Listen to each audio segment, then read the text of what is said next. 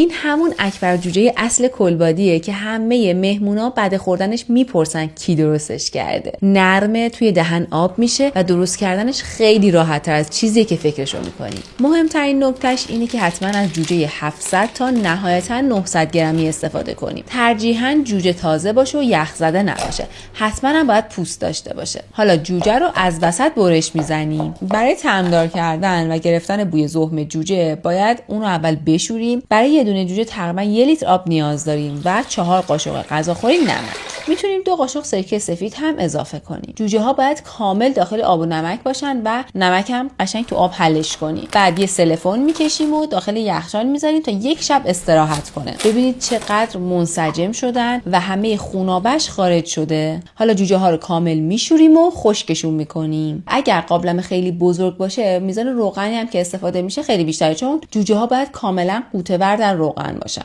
اول کار باید حرارت خیلی بالا باشه و در حد 2 دقیقه هر طرف مرغ رو یه سرخی میکنیم. اصلا نیاز نیستش که طلایی بشه، فقط میخوایم یه کوچولو روزنه ها بسته بشه و منسجم بشه. حالا حرارت رو کم کم میکنیم که جوشای خیلی ریز بزنه و کره رو اضافه میکنیم. من یکم کره محلی هم زدم که خب خوش طعم‌تر و خوش عطرترش میکنه. بعدم دمکنی رو میذاریم و اجازه میدیم 2 تا 3 ساعت با حرارت خیلی کم با کره و روغن این کاملا پخته بشه مرغ‌ها و نرم بشن.